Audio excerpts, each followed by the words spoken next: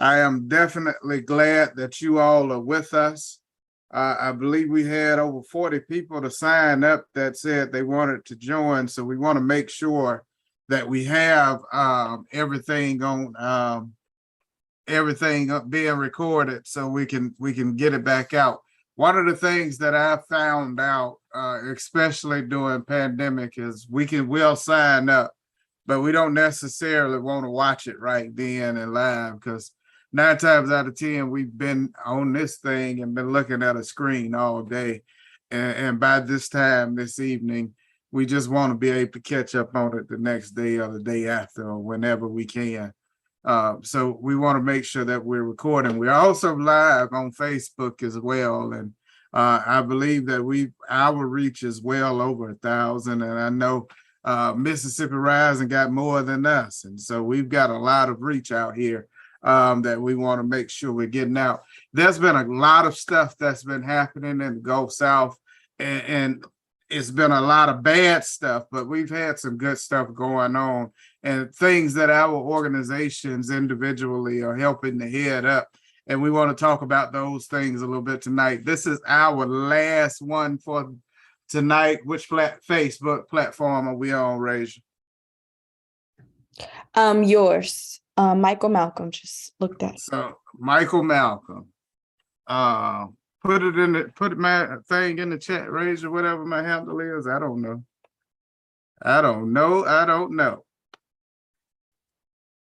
But we've had a lot of leadership that's been happening in the Gulf South with some of our Gulf South partners, and we want to make sure we highlight that.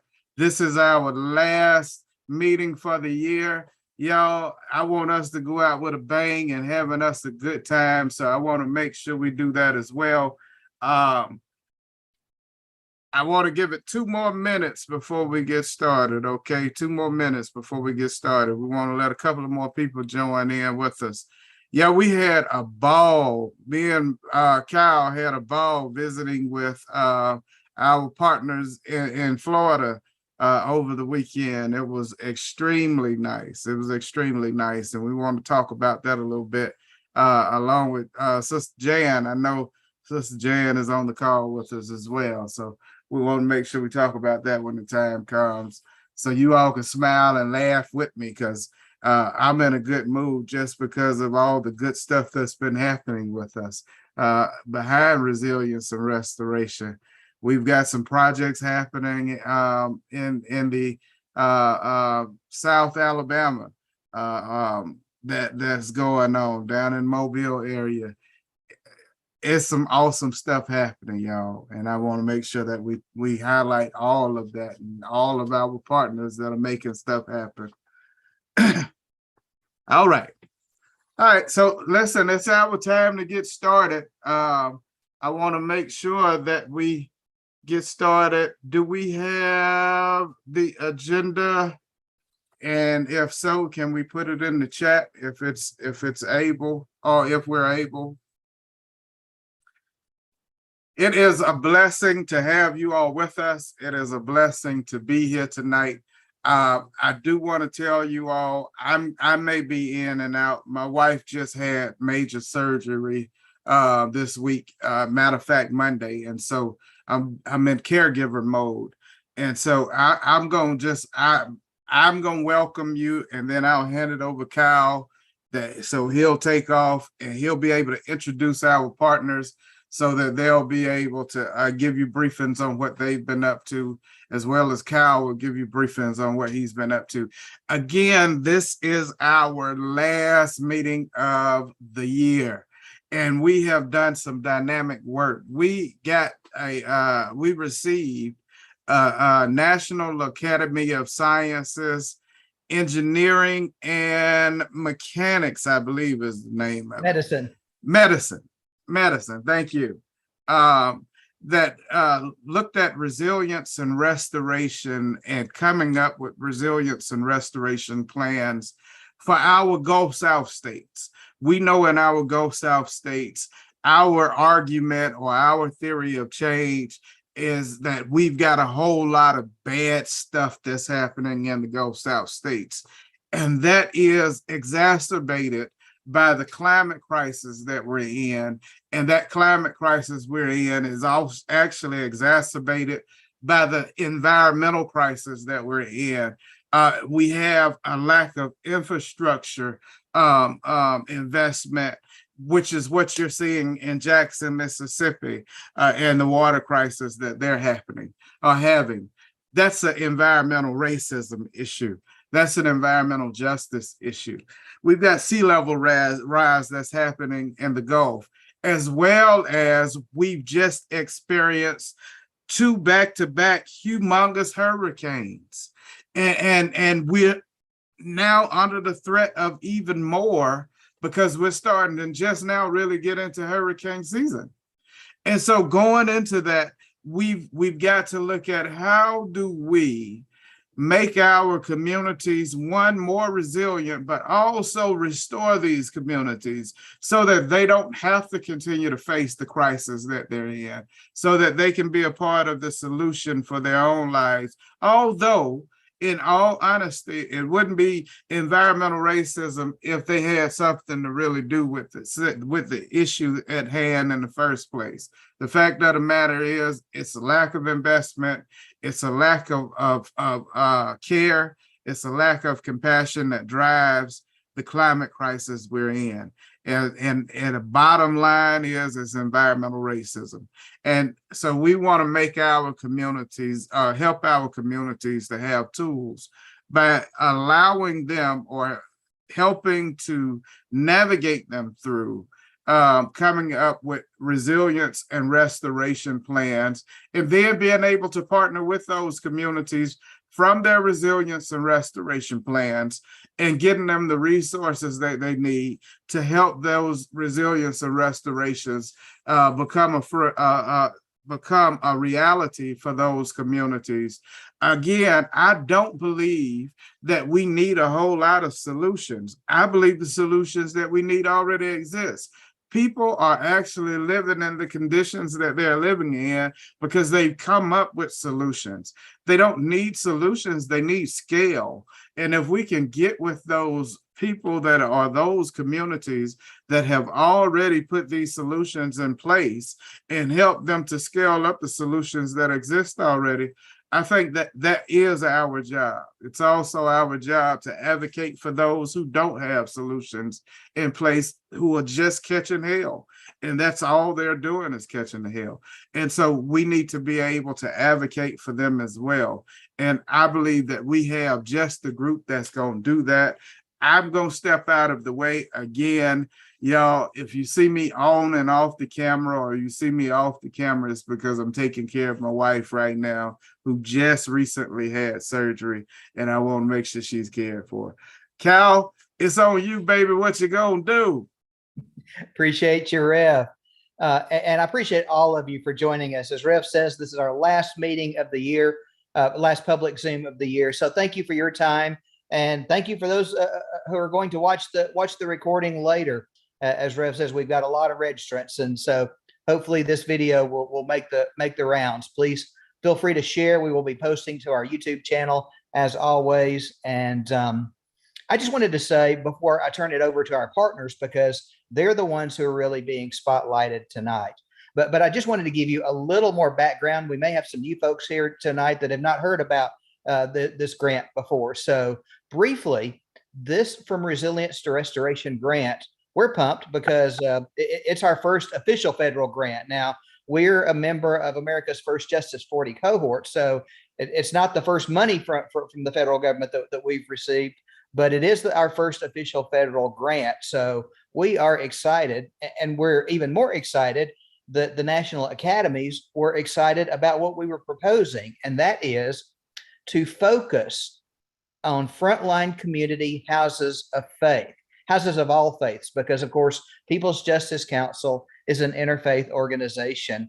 Frontline community houses of faith are the solutions to the problem of resilience, and they are the focal point, a lever for restoration. 3 kinds of restoration we're focusing on. Obviously, there has to be ecological restoration. We've got to plant trees. We've got to repair waterways and wetlands. We've got to rebuild reefs. There's certainly ecological restoration that frontline communities can assist with, can lead on, in fact, not just assist with, but lead on. There is economic restoration. Anything that deals with dollar signs and resource allocation falls under this economic restoration component of our restoration plans. And third, being an interfaith organization, we believe we need ecumenical interfaith restoration, because quite frankly, a lot of toxic theology has really helped get us where we are now. If toxic theology is the problem, ecumenical restoration is the solution.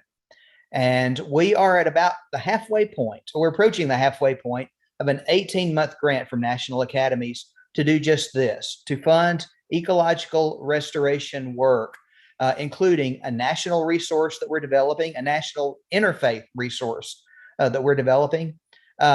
State hubs are assisting in getting and connecting people, because that's what it's all about. Not telling folk we're here to help you, but connecting people, amplifying voices. Our state hubs are working with these frontline communities and making ecological, ecumenical, and economic restoration happen. And then, of course, when we talk about a restoration plan, we are really talking about something that we work with a frontline community to develop directly.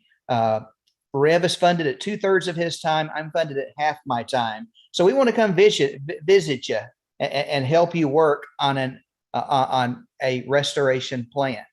And with that, since we're at about the 6:15 mark, I'd like to take a step back myself and turn it over to our partners to tell you about the work they're doing. Now, of course, given the two recent hurricanes, particularly Fiona and Ian, some of our partners, especially our Florida partner, will be telling you about their restoration work there. But since we're starting in Texas, if we have any of our Texas folks, I believe Rev Mel is doing climate reality tonight. So if we don't have Texas, we will start with Mississippi. And we are, by the way, looking for a Louisiana partner. We hope to have an update for you on the one Gulf state that we do not have a formal hub partnership established soon. That's Louisiana. So we plan to go basically west to east, starting in Texas, with Florida being our keynote speech of the night, since our focus is mostly on hurricanes Ian and Fiona. So Rev, I don't believe we've got anybody from Texas. Anything you want to say in terms of a Louisiana update, or shall we go to Leah in Mississippi? No, Louisiana, I think that, again, we're possibly decided on who we might want for Louisiana, but before we do that, we want to make sure that all the partners have a say so, because we want to do everything democratic. This is community led and community driven. And so we want to make sure that we're talking to everybody before we get going on our next person that we bring in. But that's all I have to say on that. Thank you, Cal. Thank you, Rev. Our Texas partners, by the way, are Texas Interfaith Power and Light, Texas Impact. Louisiana, as Rev says, is to be determined, to be announced shortly, we hope. And next up is Leah Campbell with Mississippi Rising Coalition. And I'm looking forward to hearing Leah tell y'all about all the exciting, I know it's frustrating sometimes, but it's exciting work too in Mississippi. Thank you, Kyle, and good evening, everybody. It's really good to be in this space with you all tonight. My name is Leah Campbell. I am an organizer with Mississippi Rising Coalition. I am based on the Mississippi Gulf Coast in Ocean Springs, an area that knows very well about the impacts of climate change. This area was hugely impacted, of course, by Hurricane Katrina, in 2005 and several hurricanes since. So we definitely know, like I said, the impacts of climate change, the worsening impacts of climate change, and the need for critical partnerships like this from Resilience to Restoration movement establishes. So it's good to be with y'all tonight. So here in Mississippi, we have obviously been hyper-focused on the Jackson water crisis. So the community or the city of Jackson's water infrastructure has been deliberately underfunded as a result of systemic racism in the state for decades.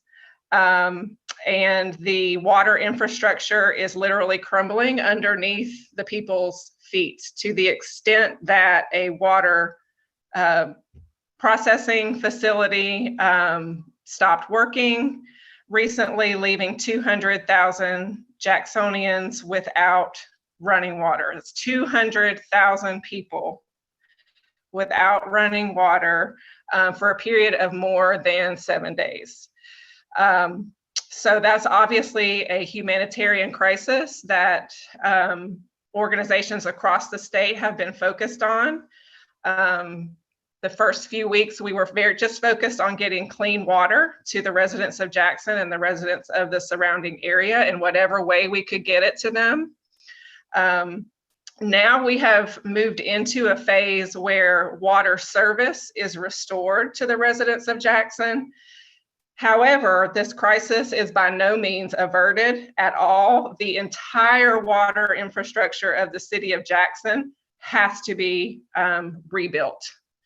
And this is going to take literally hundreds of millions of dollars and obviously years to take care of. So we fully expect that there are going to be repeated crises. As a matter of fact, just last week, there were sinkholes in the city of Jackson where water pressure has burst the brittle pipes underneath the streets, causing sinkholes in the streets. So this is an issue that's ongoing. We are working with partners across the state to try to establish some intermediate solutions for the people of Jackson, while also advocating and coalition building to make sure that the necessary funding gets to the city of Jackson so that that water system can be restored. Everybody deserves clean water. This is 2022, almost 2023. It's unimaginable that a city of 200,000 people is at risk daily of losing their water.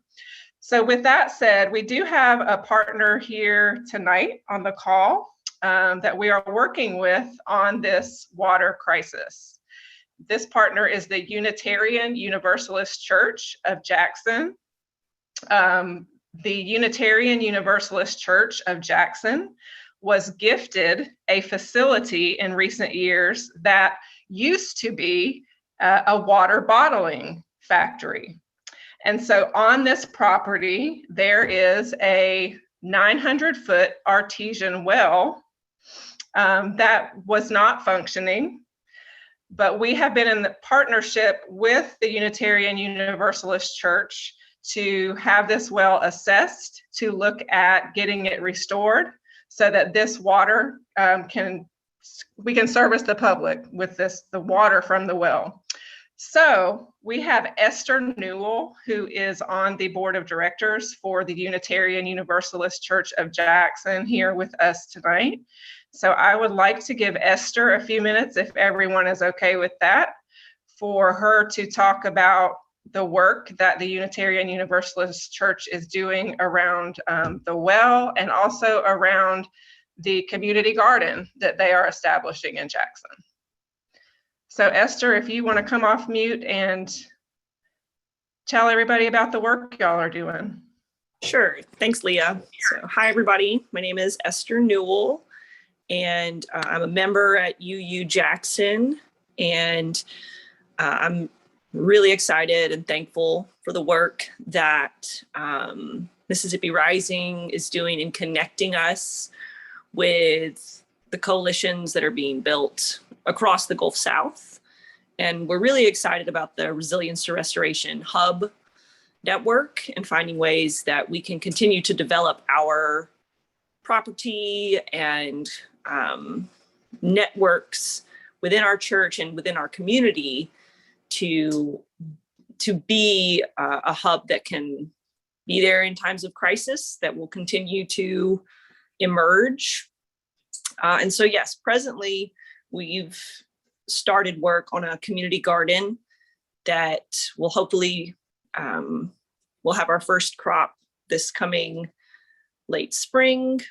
And we are in the process of making sure we have enough funds to tap this well and then organize a way of ensuring it's there for, number one, emergency purposes, but then also hopefully for outreach purposes, as the water of Jackson is frequently compromised, and has generally, the city itself sends almost monthly notices that pregnant women and children under 5 should drink bottled water. So the city itself never, in my time of living in Jackson over the past 8 years, it has not ever, it hesitates to say its own water is safe.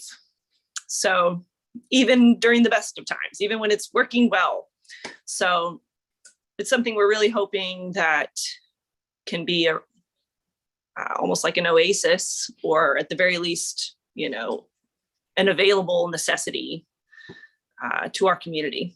So we're really thankful and excited to keep building community and coalition with you folks here and the people of Jackson and the greater community.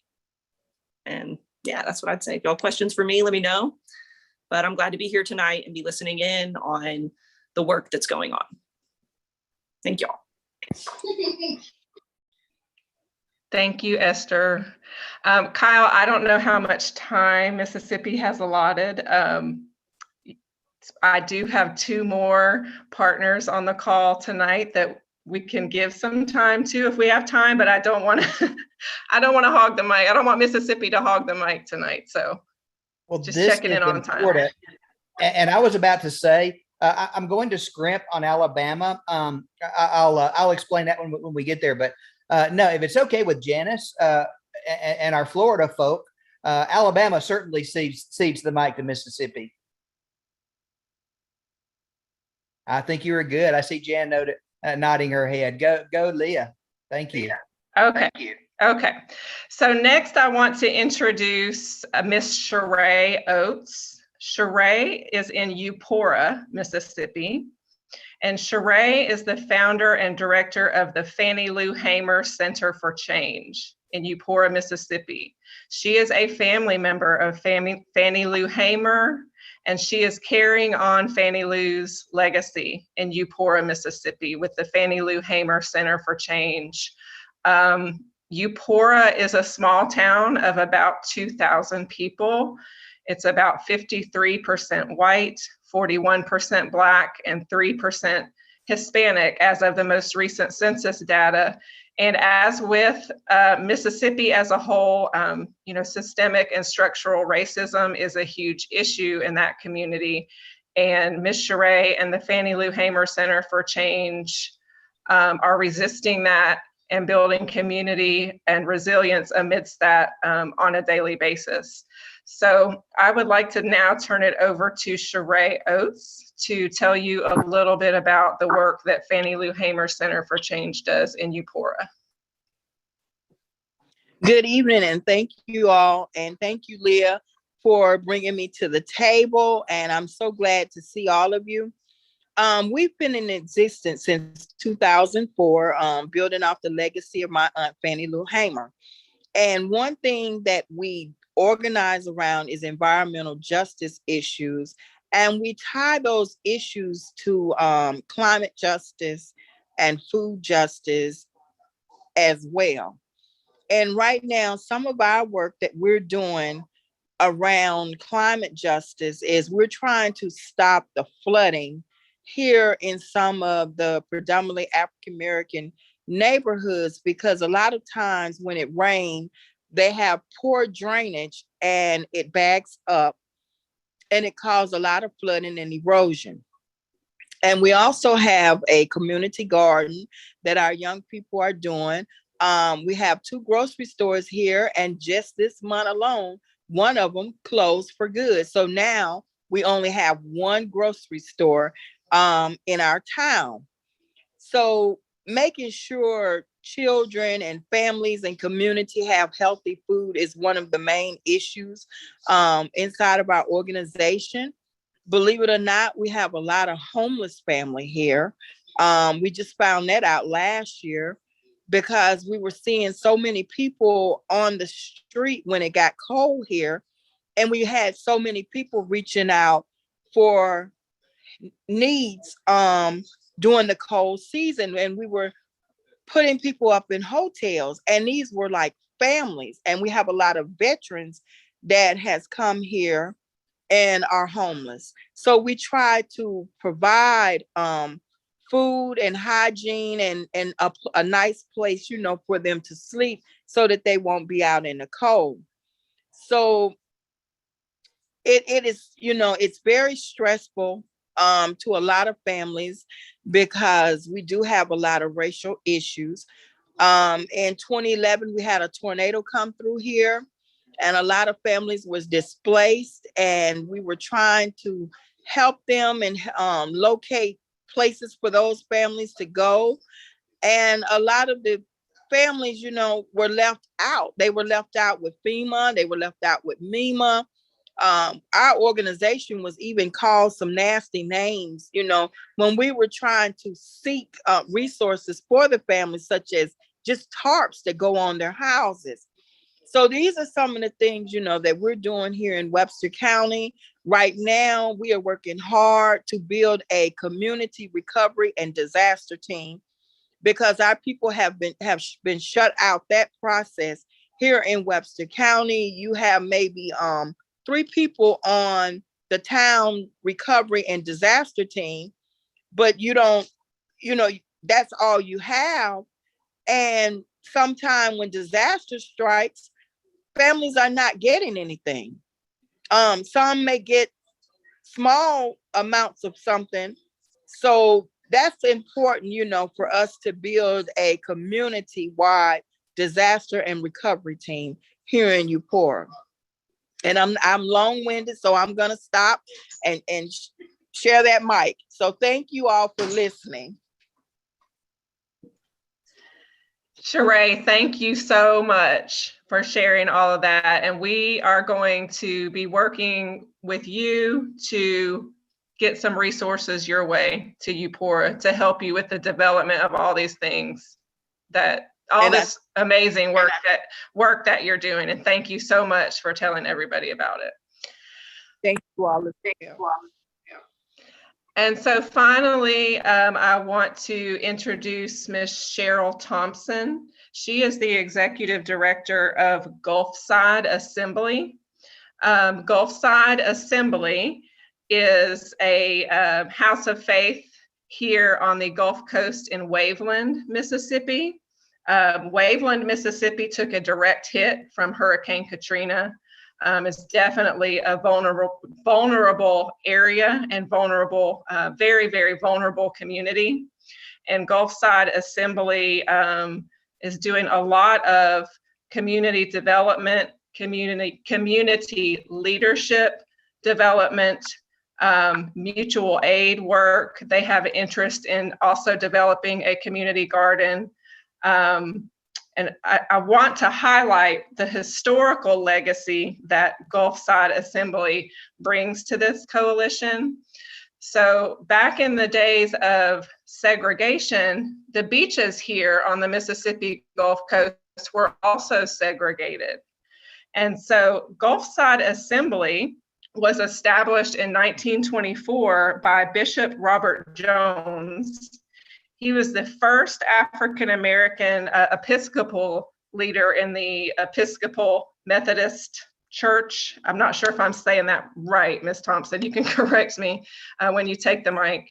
But he developed, he's the first African-American pastor to develop an integrated center here on the Gulf Coast where both white and Black people could come together to fellowship, use the beach. And this Gulfside Assembly has a long history and long legacy of being part of the civil rights struggle here on the Mississippi Gulf Coast. So I'm going to turn it over to Ms. Cheryl Thompson from Gulfside Assembly to tell you about some of the work that they do. Thank you very much, Leah. I think that was close enough. And I would just like to add that Bishop Jones was an advocate for the underserved. And we continue to carry out his legacy as we advocate for the underserved in a variety of areas. I grew up at Gulfside. I'm from New Orleans, but my family and I grew up at New Orleans because we had no other place to go. And when Bishop Jones started this facility, he built it on the 4 pillars of the Chautauqua movement, which has to do with spirituality, education, recreation, and culture. So for education, we focus on educating clergy, as well as we meet the needs of the individuals in the community in which we serve related to education. We also help and develop pastors to look at such things as environmental issues. And so that I know that Mississippi Rising is works with United Methodist Women, or now the United Women of Faith organization, which is a Methodist organization. And so it is part of our discipline that we focus on the environment, on be good stewards of the environment, and support people that need that support in terms of environmental justice. The community garden that you mentioned, Leah, is a new project that we're beginning because where we are in Mississippi is a very poor area, and it's a food desert, and that there are no, within the community, there are no grocery stores that provide fresh foods for them. And so we saw this as a twofold way of bringing that to the community, but also using it as a way to help give hope back to this community that has been so disenfranchised. Hope through collaborating with seniors and children as they develop, a love for the earth and replenishing it and seeing how it can benefit them in the long run. So as I said, for the purposes of your organization, I think that the community garden is a project that we will begin our seedlings this winter and get the garden started in the spring. We have the space for that. We have volunteers that offer to build our shed. We also are looking to other companies to donate supplies to that. We have seeds from Mississippi Rising. We thank you for that. So I think Althea Belton is also on the call. She is our missionary that was assigned to us. She's a community outreach coordinator. And so she's the hands on the ground. She's really doing the work, and I'm supporting her in that. But we are very happy to be considered to be a partner with Mississippi Rising in terms of their program. Thank you. If you have any questions, feel free to ask me. I'd be happy to answer them. Thank you so much, Ms. Thompson, for sharing that. We're looking forward to helping you all develop that community garden. All right, so as you guys can see, a lot of good work happening in Mississippi that we need to support. We need to come up with these resilience to restoration plans for these communities, these organizations, so that they can support marginalized and underserved people in these ways. And Mississippi Rising Coalition is committed to helping that process. And thank you again, Rev and Kyle and the rest of the partners for giving us the space and time to introduce Mississippi to you all this evening. Amen and amen. This is exciting and inspiring.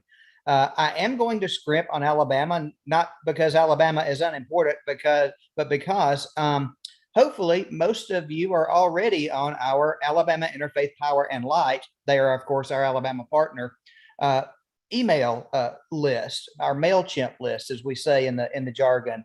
If not, I'm going to post in the chat the sign up links for Alabama Interfaith Power and Light, PJC. And the way this works is here in Alabama, Alabama Interfaith Power and Light is both a chapter of national IPL and a program of the People's Justice Council. But we are two separate organizations, even though kind of like Batman and Bruce Wayne, we're very intimate. And we encourage you to sign up for those MailChimps to learn more about what's going on in Alabama. But I would be remiss if I didn't mention our partner that straddles Alabama and Florida, Gulf Coast Creation Care. Not to put you on the spot, but I know we have some folk from Gulf Coast Creation Care here tonight. And I know of one really exciting thing that's coming up down there that they might like to share with you. Anyone from GCCC want to speak? I will yield the mic. Good evening, everyone. My name is Rhoda Vanderhart, and I am currently the president of Gulf Coast Creation Care. And as I have said in past meetings, as far as it goes for the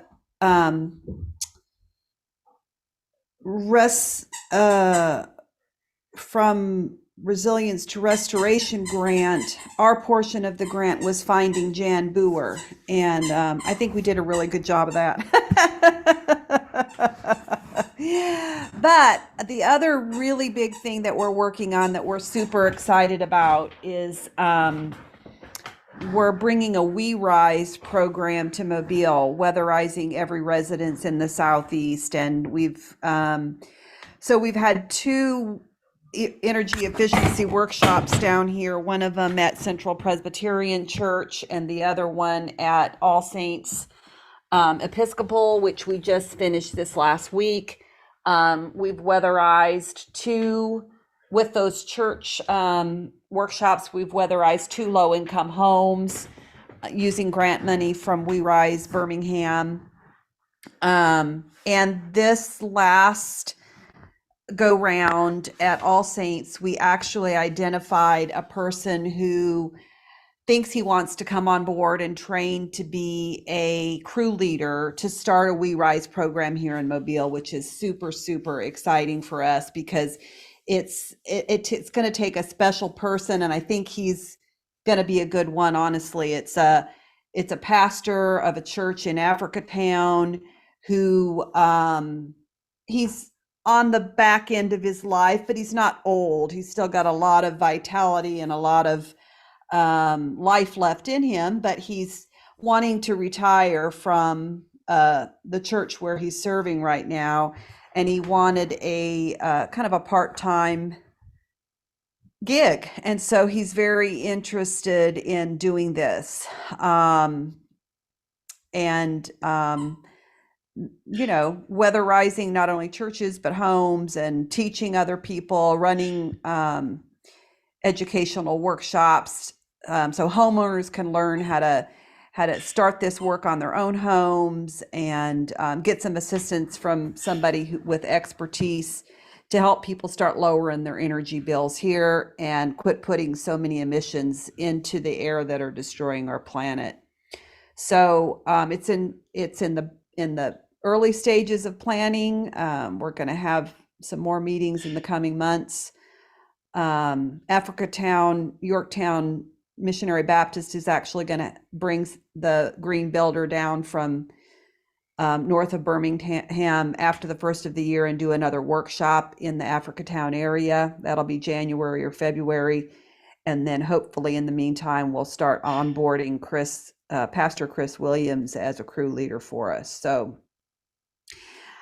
So we're just really excited about it and excited to see where that's going to take us and where it's going to go.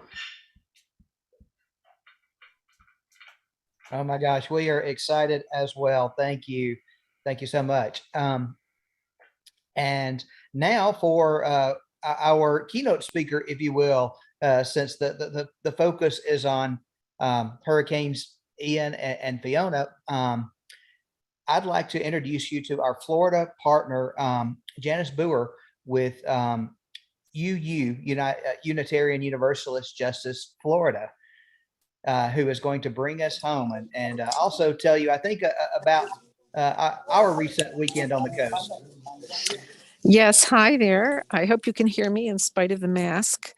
My name is Jan Booher. I'm with, as Kyle said, Unitarian Universalist Justice Florida, and we have had our first convening of the two that we're planning to have to bring people together in the state of Florida around from resilience to restoration.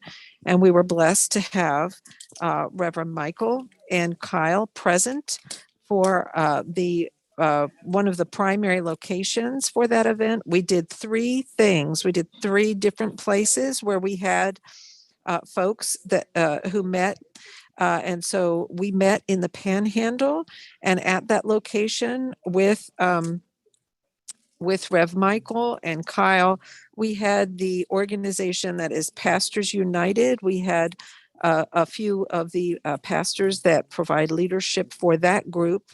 And we also had Reverend Nicole Martin from the Messiah Lutheran Church, as well as some pastors who were not yet affiliated with Pastors United, but were interested in from resilience to restoration.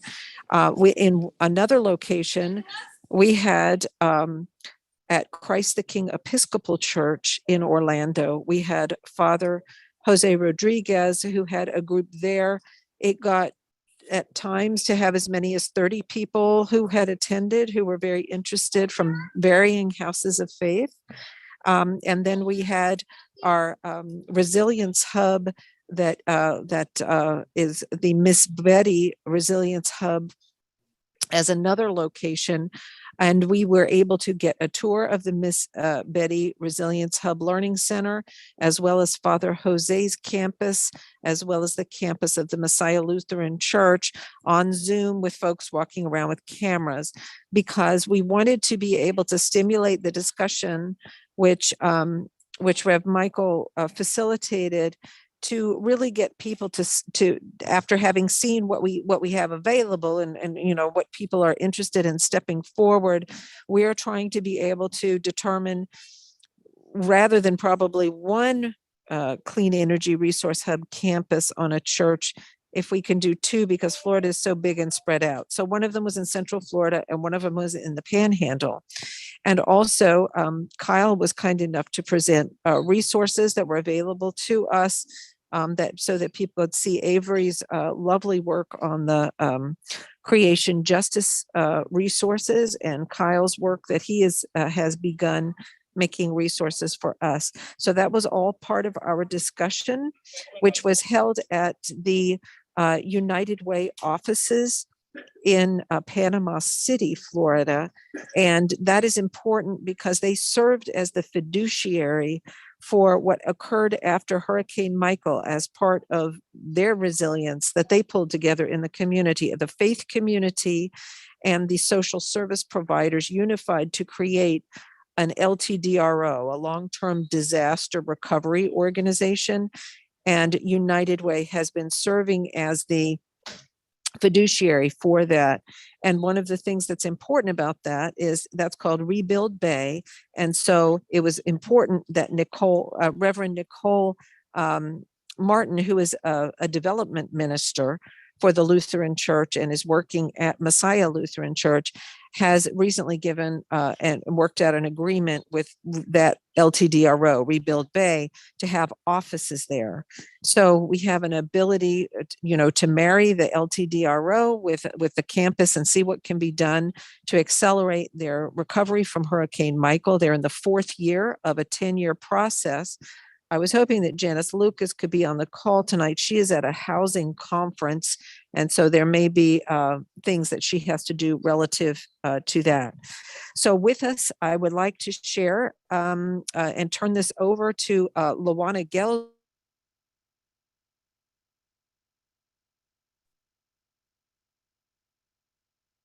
Hey, Jan, you broke up. Can everybody hear me okay? Yes, Yeah, we can hear you. Well, hello, yes. everybody.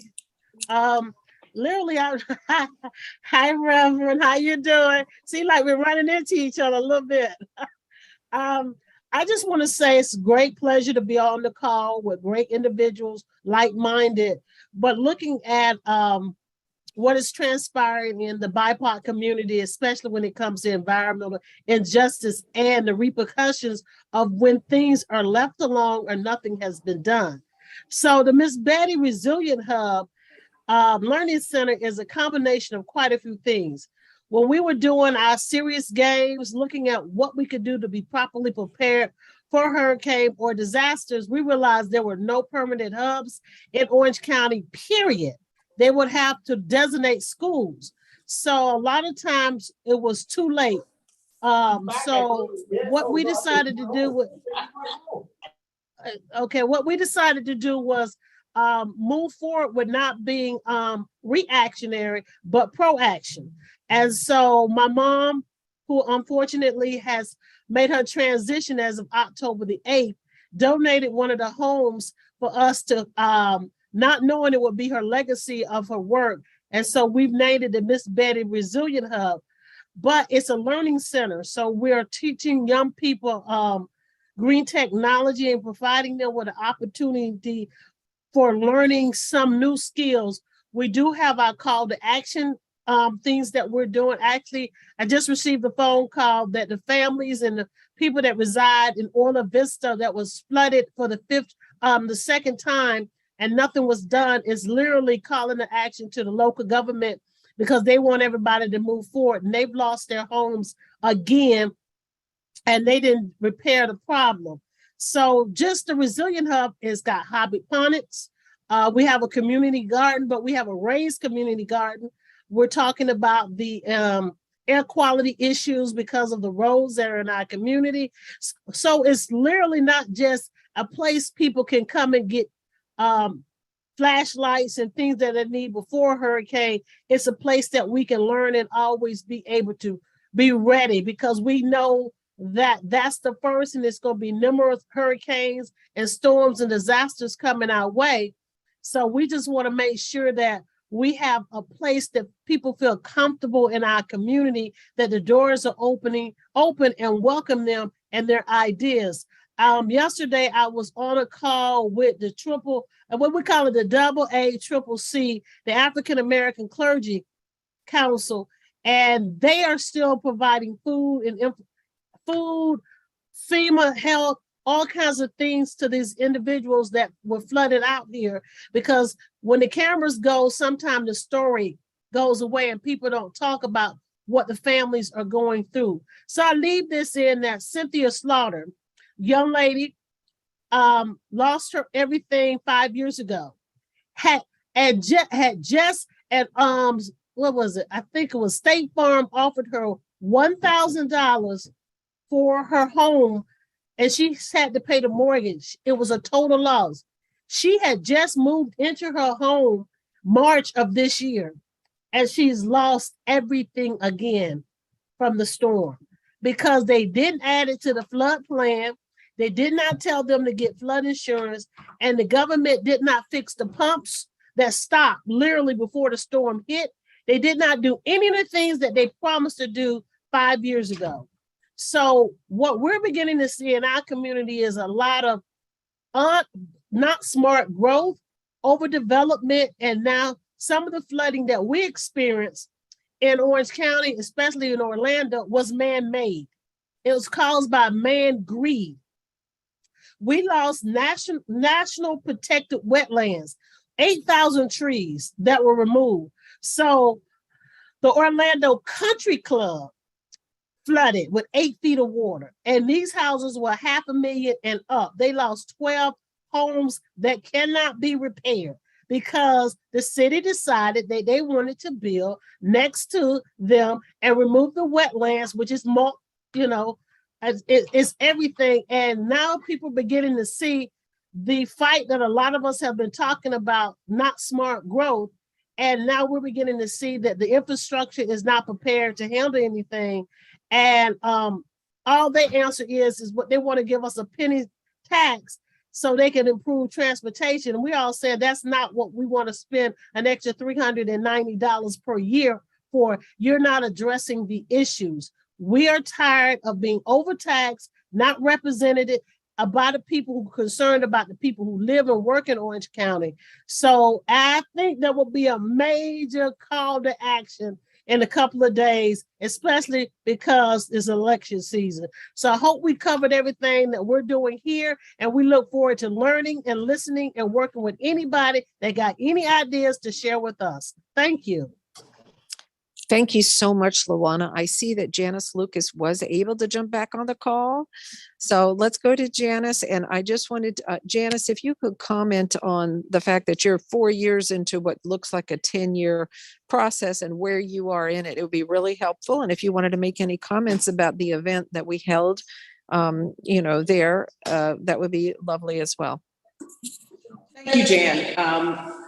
My name is Janice Lucas. I'm in Panama City, Florida, and we had a wonderfully encouraging, inspiring, and connective workshop this past weekend. Thank you, Pastor Michael Malcolm and Kyle Kreider, for coming and bringing your information, but even more so your spirit and encouragement to our community. The LEAD Coalition is a community-based corporation that expanded its mission after Hurricane Michael, a Cat 5 storm, hit the Bay County, direct hit October 10, 2018. 4 years later, we looked like we recovered, but when you go inside a lot of homes, you see that there is still work going on inside with renovations and so forth.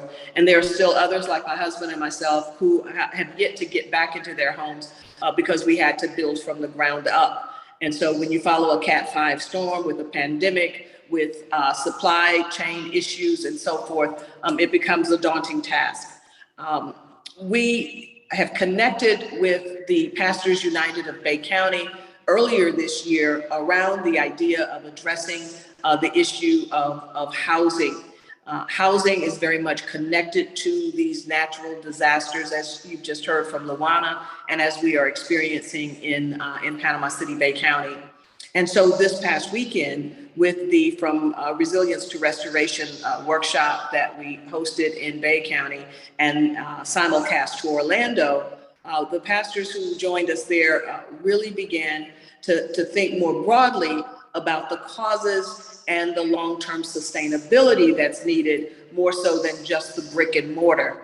And so we are excited about the potentialities that are coming from our coming together in this way. So the LEAD Coalition is working with other organizations in our community to figure out how we can bring a community connected response to the issues surrounding climate justice and housing in particular. So I'm here at the Low Income Housing Coalition Conference being hosted in Sandestin, which is right up the road. And it's an opportunity for us to connect with others and to bring resources to our community so that we can begin to address this issue.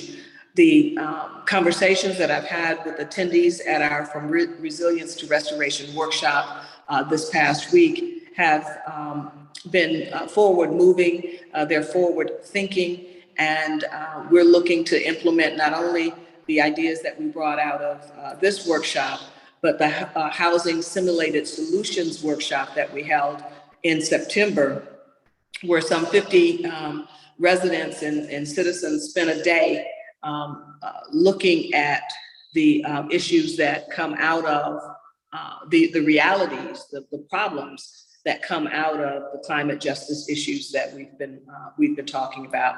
So I thank again Jan Booher for her hard work and her team and that of the People's Justice Council to guide us along this path of making lives better for many people. Thank you.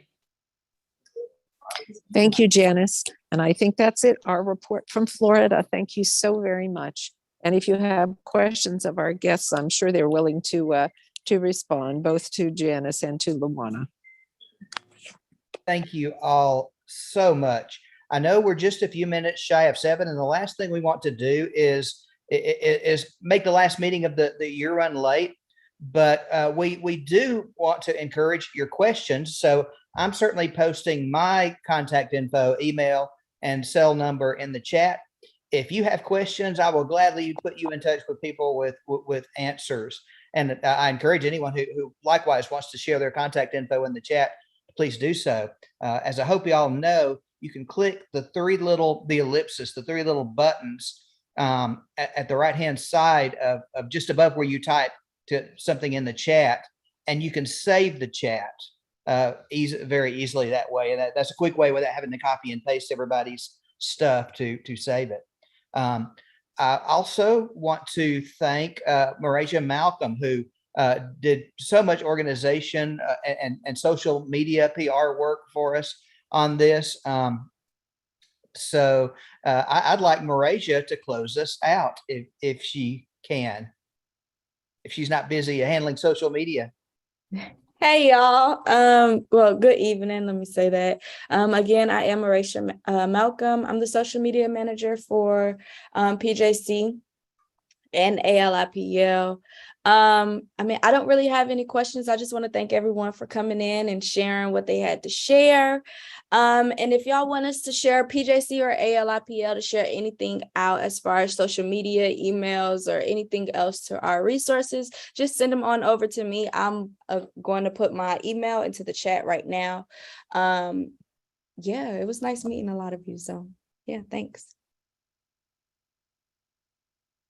All right. Thank you all so very much for being with us. Thank you to our partners as well as our guests. We appreciate you. I hope that you all were able to drop your information in the chat, each and every one of you all, so we can share with one another. This isn't just about building resiliency and restoration plans. It's also about restoring community. This is being community in practice. We help one another. One of the most powerful things that we saw, or I saw over the weekend while I was in Panama City, was the fact that by the end, these pastors got together and shared resources, shared ideas, and it looks like it's going to be some ongoing work that they'll be able to help their community with. So please, please, please share with one another. Thank you again. Look for us in January. In the meantime, you all please look for us through our No Dirty Deal campaign that we are going on right now to make sure that our Gulf South is protected. We've got CCS, which is carbon capture and sequestration ideas. They're not even full yet. They're not even online, but we've got the ideas that are threatening the Gulf South. We still got offshore drilling that's still on the table, although we beat down, and we ought to be giving ourselves a hand of applause and patting ourselves on the back, because we whooped mansions behind with that side deal, but we got to keep up the fight because that was just a battle. That's not the whole war. We want to make sure that we win that whole war and make sure that we win it for the Gulf South. Listen, as always, I offer to you love, peace, and light.